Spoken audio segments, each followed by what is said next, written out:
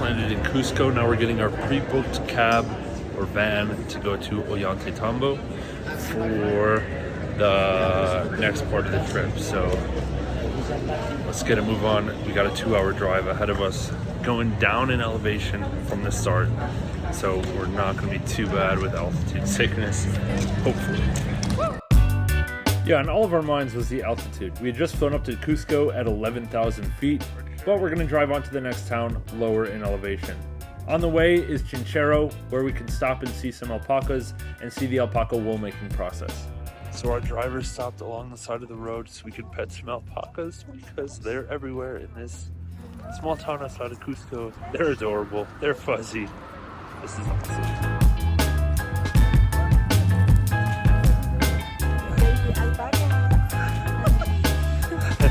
They showed us some of the native foods grown around here, and then they showed us their guinea pigs, but then they told us what they're for. And your country is okay?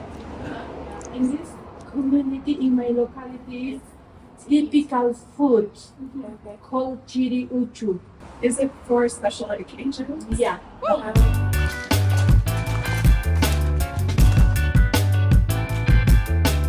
From here, they took us to the back and kind of put on a show.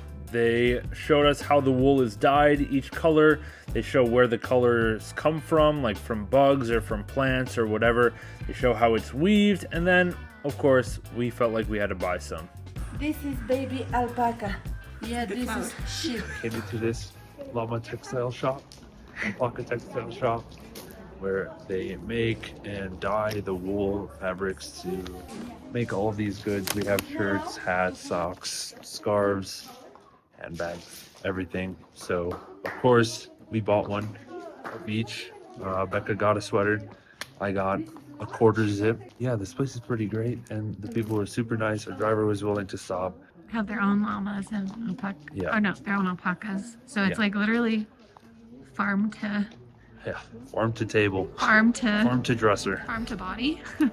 From there, we got back into the van and continued on the road to Ollantaytambo, which is where we're going to be spending the night, and then in the morning we're going to Machu Picchu. When we got there, we were super hungry, so we kind of just picked whatever restaurant we could find that was open, and it turned out to be one of the best parts of the entire trip. We were a little bit skeptical at first, but it turned out to be absolutely incredible. Okay, so the original restaurant we were supposed to go to was unexpectedly closed. So then we went to 2 other restaurants that we were looking at just across the street, and one of them is more expensive, but it has gluten-free and vegan options, and the people are really nice, and they've been helping us with all of our questions, and this is the vibe. Yeah, there we go. Very elegant. We feel fancy. Fancy. Every drink, every piece of food was presented to us, and every ingredient was explained to us step by step. We made great friends with the host and with our waiter, Victor Hugo. They brought out mini courses between what we actually ordered off the menu for tasting. They would record the video for us so that we could actually focus on the experience, and everything was just phenomenal. What do you think, Chris? This is one of the best dinners I've had probably ever. I was literally tearing up earlier. We're on course 3, probably a 4 of 5. You get Dessert. I'm having this lamb right now. It's very tender and it's so good. The potatoes, I think, are the best potatoes I've ever had. And like the guy was explaining, like it's all grown right here. Like no preservatives, no anything. It's like it's just completely natural. The lamb was grown here too. Yeah. It blows my mind. Like we just don't have food like this. It's incredible.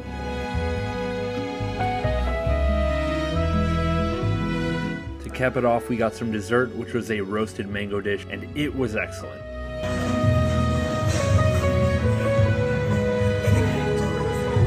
It's amazing.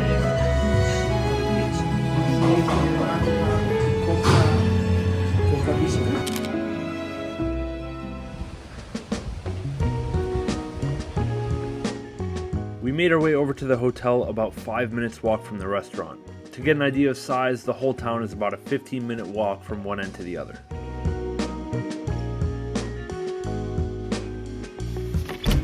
This is our room. little swan thing. Perfectly sized bathroom. They give some complimentary soap. Nice shower. Chris, you want to do a bed test? Woo! This is our patio, and apparently in the morning we're gonna see an amazing view right here.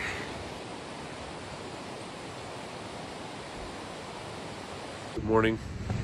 Finally made it to the highlight day of the trip. We're gonna go see Machu Picchu today. This is my view right outside my room. Got woken up by some roosters about an hour earlier than my alarms. I am really looking forward to this trip today.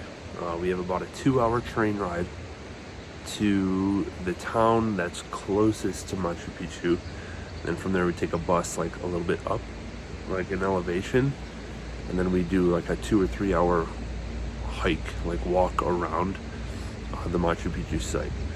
And then we take that bus and then the train back here. And then we should get back here around 9 p.m. Right now it's 6 a.m. So we have a full day ahead of us. But it's gonna be worth it. It's one of the 7 wonders of the world, right? We walk through the town to get to the local train station. From there, we're gonna catch a train down to the next town, which is about an hour away. And from that town, we're gonna take a bus to get us one step closer to Machu Picchu.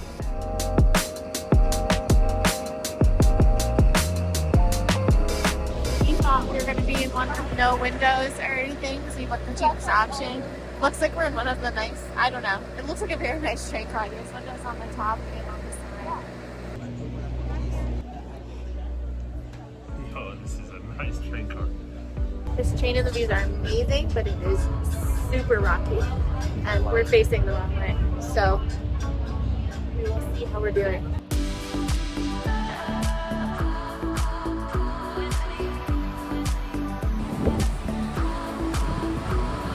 This is Aguas Calientes, where the train lets us out. And from here we take a bus. We catch a bus up to Machu Picchu, but this town is just gorgeous. It's so beautiful. River just running right through the town, buildings on the sides, mountains everywhere. We had a little bit of time before our scheduled bus up to Machu Picchu, so we stopped to grab some food. I got a burger, Becca got a burrito, and it was really good quality and some good food before our long hike. The bus ride up took about 30 minutes, and it was a winding road back and forth all the way up the mountain. Okay, our bus made it to the site.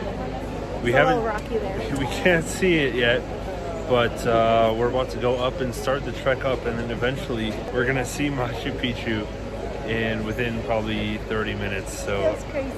I know, unbelievable, but we're here.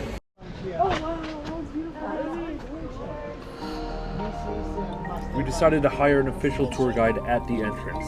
His name is Wilbur, and his family have been living around Machu Picchu for generations. Now the short trek up the mountain begins.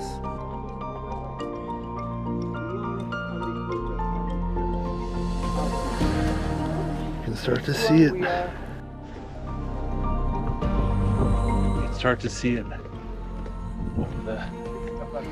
over the hill, but the really good views coming out halfway up. This was the moment we'd been waiting for. This is why you come to Peru. But the altitude was starting to hit, and the uphill walk and stairs were not making it easy. It was the classic image of Machu Picchu in our heads that kept us going. The photo we wanted, the view we wanted was minutes away. We just needed to keep walking. We're about to see it from the top. A really nice view.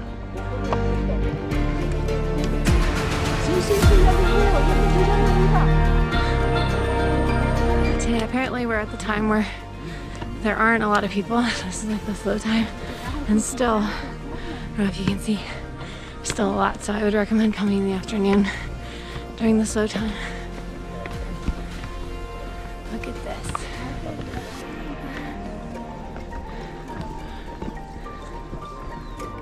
That's gorgeous. We made it up to the top, I think. We did it.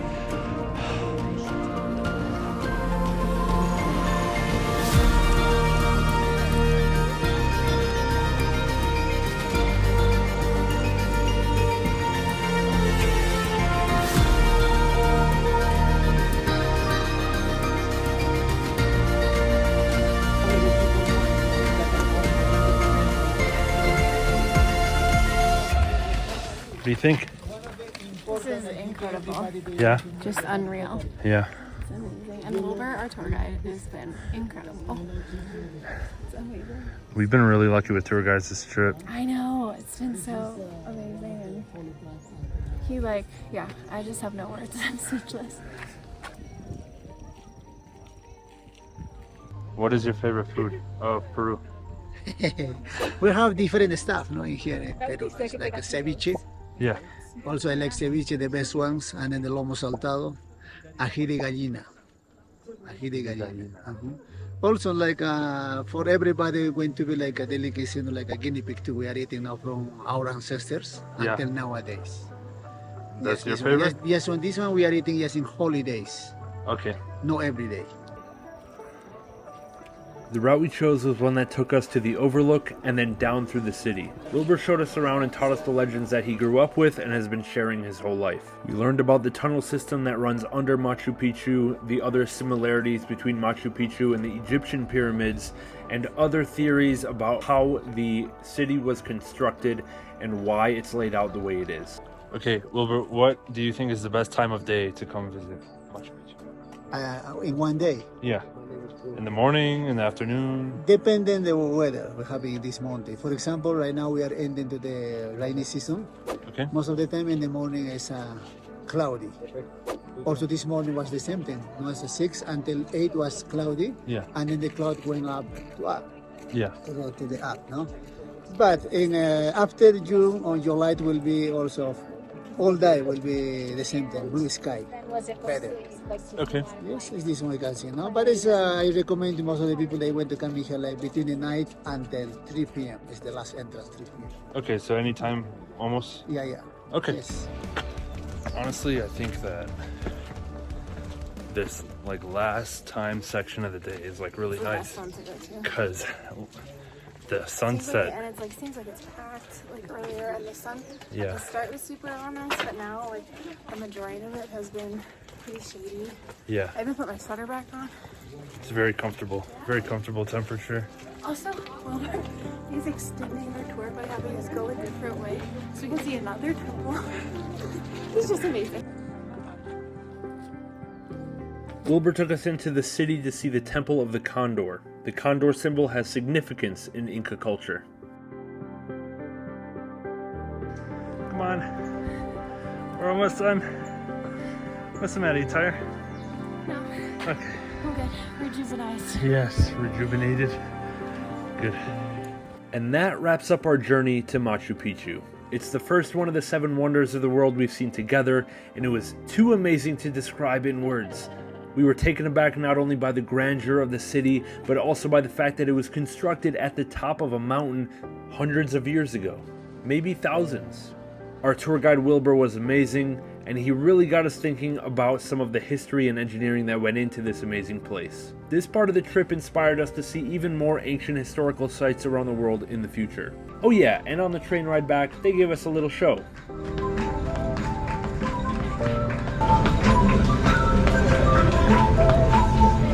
Make sure you subscribe so you don't miss the 3rd and final episode of our Peruvian adventure in Cusco.